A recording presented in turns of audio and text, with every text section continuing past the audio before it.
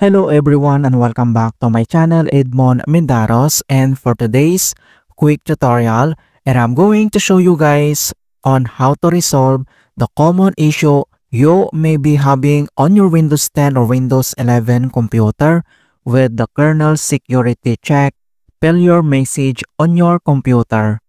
So there are some major reasons for blue screen stop code kernel security check failure are the installed software conflicts, memory problems, viruses infection, drivers incompatibility or outdated issue, corrupted Windows system files, and a damaged or corrupted hard disk.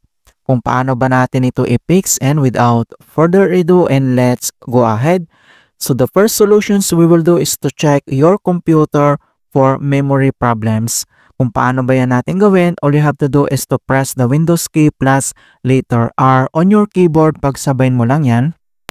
And once na-open mo na tong run, so dito lang sa box ay kailangan lang i-enter dito yung command keyword na mdschad. So just type this command keyword mdschad, that is one word, and itap mo lang dito yung OK. And then, automatic na magpapap itong Windows Memory Diagnostic. So, check your computer for memory problems.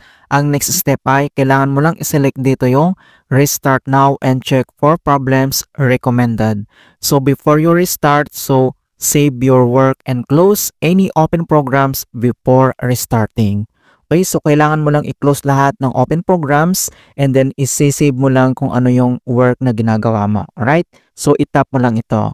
Okay, so after dito, and the other solution na pwede natin gawin is to update the hardware driver. Kung paano ba natin gawin, all you have to do is to press again the Windows key plus letter R on your keyboard. Pagsabayin mo lang yan.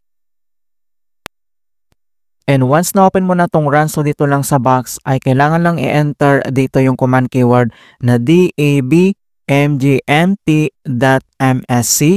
So just type this command keyword dabmgmt.msc. So that is one word, and this is the keyboard shortcut of device manager. And then itap mo lang dito yung OK.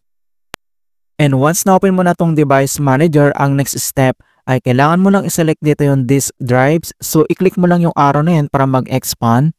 And then, kailangan lang i-update dito yung ating disk drives, mga kaibigan. So, select and right-click.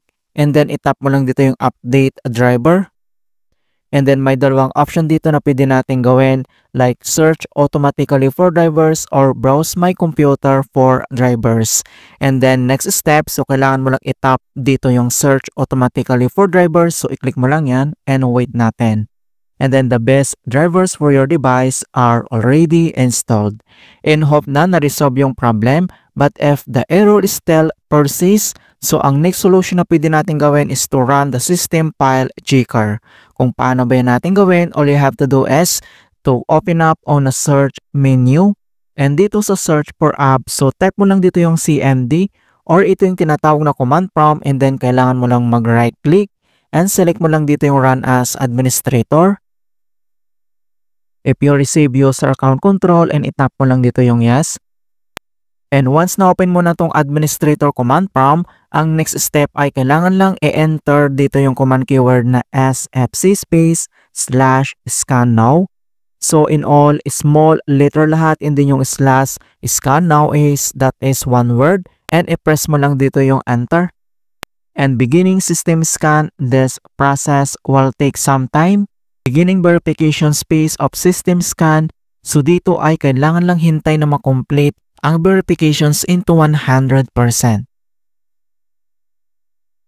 And finally, verifications 100% complete. And next step, so close lang natin tong CMD. At dito lang sa start menu, and kailangan mo lang mag-restart, i-click mo lang yan. Alright, so ganun lang po kasimple on how to fix the kernel security check failure in Windows 10 or Windows 11.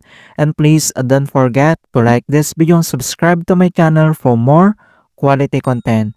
Thank you guys, and see you in my next tutorial.